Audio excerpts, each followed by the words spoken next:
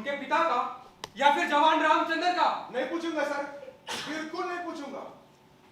मैं तो बस खानदानी शब्द का मतलब जानने की कोशिश कर रहा था।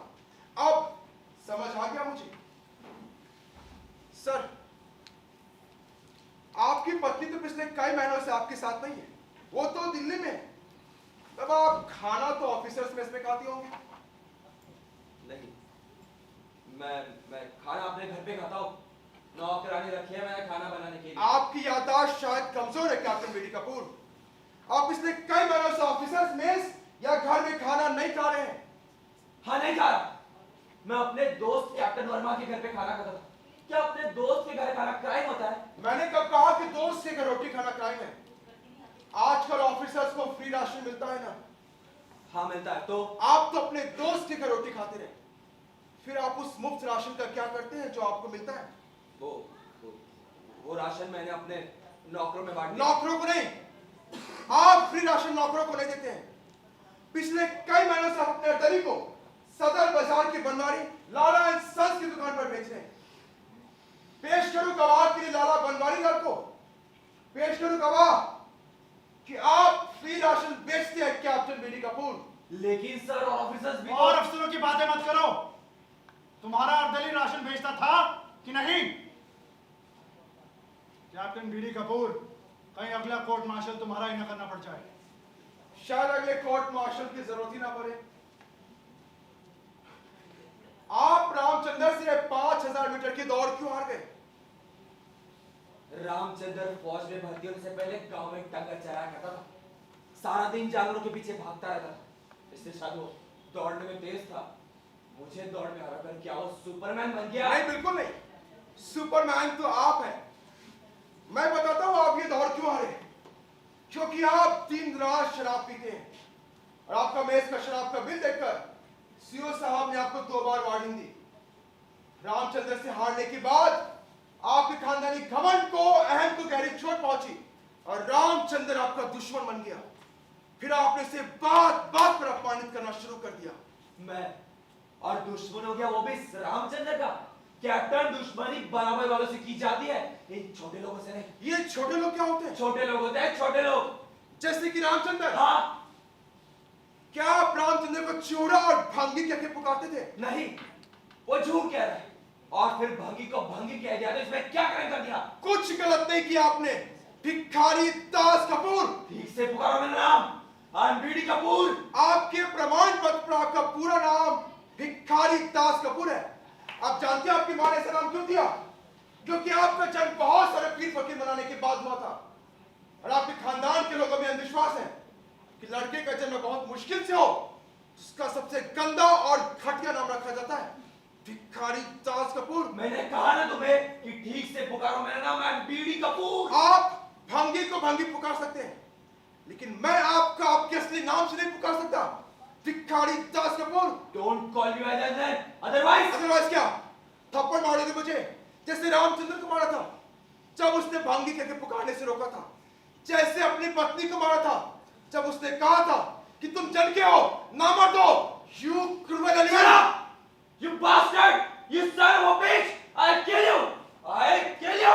कुत्ते के बीच मैं तुझे कभी नहीं छोड़ूंगा। Captain, put the gun down! Sir, ask him to stop. He has crossed every limit. Captain, put the gun down this moment! Sir!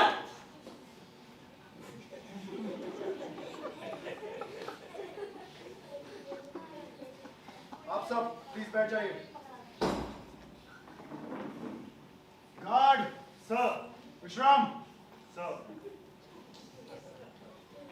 Sir, अब मुझे बीडी कपूर से कोई सवाल नहीं पूछना। Sir, take your place captain Kapoor. Sir.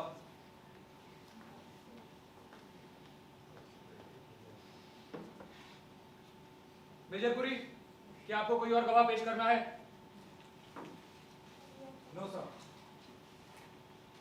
अगर defence council चाहे तो अपनी ओर से अगला गवाह पेश कर सकता है।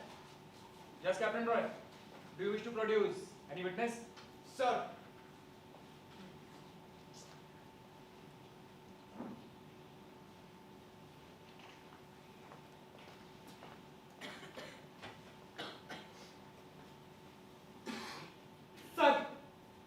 मैं आपके किसी भी सवाल का जवाब नहीं दूंगा। मैंने खून किया है, मुझे सजा मिलनी चाहिए। मिलेगी सजा, जरूर मिलेगी। आपका नाम क्या है? सर, मैं आपके किसी भी सवाल का जवाब नहीं दूंगा। मैंने तो कोई सवाल पूछा ही नहीं, सिर्फ आपका नाम पूछा है। आपका नाम रामचंद्र है ना? भगवान रामचंद्र के नाम पर वो तो न्याय के लिए लड़े थे। शायद यही सोच के आपके माँ बाप ने आपका नाम रामचंद्र रखा। सर, ये तो मुझे मालूम नहीं कि मेरे माँ बाप ने मेरा नाम रामचंद्र क्यों रखा, लेकिन कैप्टन कपूर और कैप्टन वर्मा हमेशा कहते थे सर, आजकल हर छुड़े चमार का नाम रामचंद्र रहता है। लेकिन मैं आपके किसी भी सवाल का जवाब नहीं दूंगा। मैं इकबाल कर चुका हूँ कि मैंने कैप्टन वर्मा का खून किया है। तो खून किया तो क्या तुम्हें परमवीर चक्र दिया जाए? तुम्हारे गले में फूलों की माला डालूं? तुम्हारी आरती उतारूं? अरे फांसी होगी फांसी। किसी की जान लेने पर, किसी की हत्या करने पर इतना घमंड? अपने आप को योद्धा समझते हो?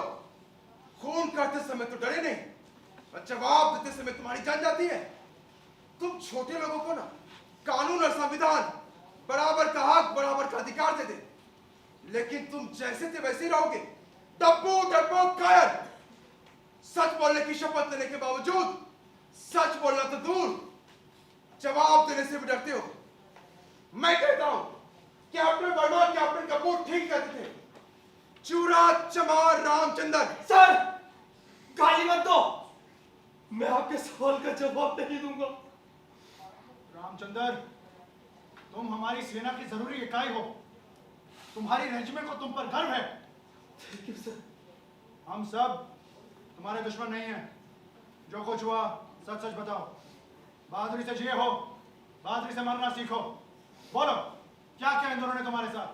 सर, ये लोग बहुत गंदी गंदी गाली देते थे मुझे। क्या गाली देते थे ये लोग? चूड़ा कहते थे, भंगी कहते थे, मेरा रंग देख के चिट्टा चूड़ा पुकारते थे। उस हादसे की रात जब आपने इन्हें रोकने के लिए ललकारा नहीं, फिर इन्होंने क्यों रोकी मोटरसाइकिल गार्ड हाउस के पास? सर, जब भी मैं गार्ड ड्यूटी पर रहता था, ये लोग मोटरसाइकिल रोकते थे मुझे गाली देने के लिए, क्योंकि सूबेदार साहब से कहकर मैंने मेरी अर्दली की ड्यूटी बदलवाई थी। क्या गाली दी थी उस रात? सर, बहुत गंदी गाली दी थी। क्या गाली दी थी? बोलो रामचंद्र, बोलो। तुमने सच बोलने की शपथ ली है। चिट्टे छूड़े हराम की सट, तेरी माँ जरूर किसी कपूर या परवा के साथ सोई होगी सर।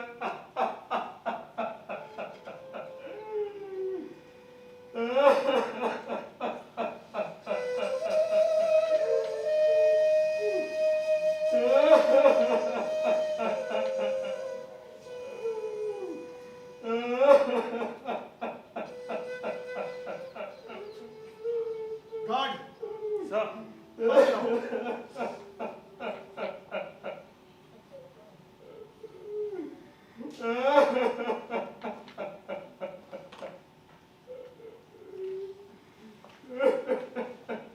रामचंद्र, मर्द रोते नहीं, कभी नहीं रोते। Sorry sir, sorry.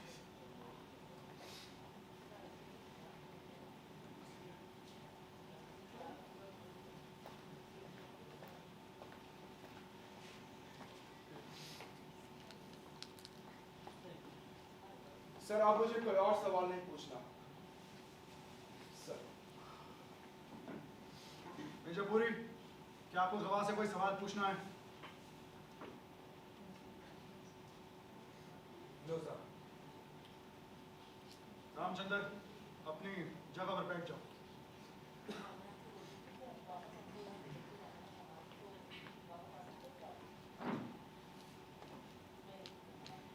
Mirzapuri, closing statement. Sir,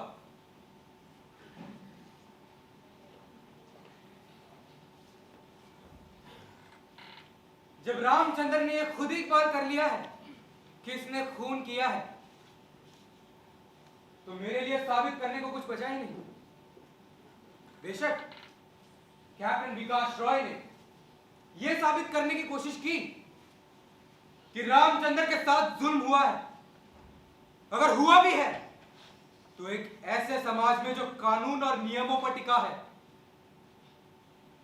समाज में विरोध प्रकट करने के कई और तरीके भी हैं, बहुत से रास्ते हैं, लेकिन नहीं, रामचंद्र को कोई और रास्ता दिखाई नहीं दिया। उसे तो सिर्फ एक रास्ता दिखाई दिया, हत्या का रास्ता। समाज में किसी निजी गुस्से या प्रतिकार के लिए कभी कोई जगह नहीं होती, बिल्कुल नहीं होती। रामचंद्र चाहता तो वो अपने कमांडिंग अफसर से शिकायत कर सकता था, उसने नहीं की। अगर वो चाहता तो आर्मी चीफ से भी शिकायत कर सकता था, उसने नहीं की। अगर वो चाहता तो सेना के सबसे बड़े कमांडर राष्ट्रपति से शिकायत कर सकता था, उसने नहीं की। अगर मान भी ले कि इन दो अफसरों ने गालियां दी, इसे तंग किया, तो एक नैतिक जुर्म है। लेकिन रामचंद्र ने दुनिया का सबसे जघन्य अपराध किया है, मानव हत्या का अपराध। गाली का जवाब गोली से नहीं दिया जा सकता, बिल्कुल नहीं। इसने खून किया है, खून। इसलिए इंडियन आर्मी एक्ट 69 और इंडियन पीनल कोड की धारा 302 के तहत जवान रामचंद्र को सजा मिलनी ही चाहिए, फांसी की सजा, death sentence. Sir, captain Roy, sir, सरकारी वकील मेजर पुरी ने ठीक कहा। हम एक ऐसे समाज में रहते हैं जो कानून और व्यवस्था पर टिका है, और समाज में एक व्यक्ति के विरोध और विद्रोह के लिए कोई स्थान नहीं है, बिल्कुल नहीं कोई स्थान।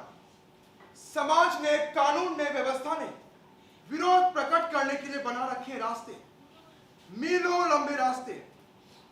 इन रास्तों पर चलना शुरू किया जा सकता है, लेकिन प्रश्न तो यह उठता है कि ये रास्ते क्या कहीं पहुंचते भी हैं? बिल्कुल नहीं पहुंचते, कहीं नहीं पहुंचते। विरोध कोई नाटक नहीं जिसका अंतिम अंक लास्ट एक्ट तक पहुंचने की प्रतीक्षा करे। शक्तिशाली लोगों के विरोध को राजनीतिक विरोध कहा जाता है, जो उन्हें की छलांग में पहुंचा देता है सत्ता के पास रखी कुर्सी पर। और हम कमजोर लोगों का विरोध, इसे विरोध नहीं, विद्रोह का नाम दिया जाता है, जो उन्हें की छलांग में पहुंचा देता है फांसी के तख्ते पर। जब छोटे छोटे विरोध लगातार दबा दिए जाए, अनदेखे अनसुने कर दिए जाए, तो समाज में हमेशा एक विस्फोट होता है, प्राण घातक विस्फोट। कानून और संविधान ने हम सबको बराबर का हक, बराबर का अधिकार तो दे दिया, लेकिन बड़े आदमी ने छोटे आदमी को और ऊंचे आदमी ने नीचे आदमी को यह अधिकार नहीं दिया, बिल्कुल नहीं दिया। जो समाज, जो व्यवस्था जाति भेद के आधार पर चलेगा, ऊंच नीच की तराजू में आदमी को तौलेगा, उसकी आयु कभी भी लंबी नहीं होती, कभी नहीं होती। अरे बराबर की बात तो दूर, हम सोचने के स्तर पर अपने से छोटे को ये हक देने को तैयार नहीं। बराबर का अधिकार, हम तो अपनी ओर आंख उठा के देखने का हक तक देने को तैयार नहीं। इसका कारण वे सामंती प्रवृत्तियां, सोचने का सामंती तरीका, फ्यूडल टेंडेंसीज, जिनसे हमें आज तक आजादी नहीं मिली। तो हाँ, सरकारी वकील ने ठीक कहा, रामचंद्र को दंड मिलना चाहिए। अपने देश की रक्षा की शपथ लेने के बावजूद इसने कर दिया इनकार एक अफसर की बच्ची की गंदगी उठाने से। अपने देश की रक्षा की शपथ लेने के बावजूद इसने हराम की सर जैसी साधारण गाली खाने से कर दिया इनकार। अपने देश की रक्षा की शपथ लेने के बावजूद इसने अपनी आंखें, अपनी कान बंद करने से कर दिया इनकार। तो हाँ, रामचंद्र को दंड मिलना चाहिए। इंडियन आर्मी एक्ट 69 और इंडियन पीनल कोड की धारा 302 के तहत रामचंद्र को दंड मिलना चाहिए। मृत्यु दंड, बार बार मृत्यु दंड।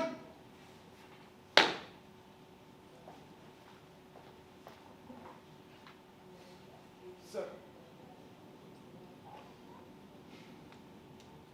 आप सब बाहर जा सकते हैं।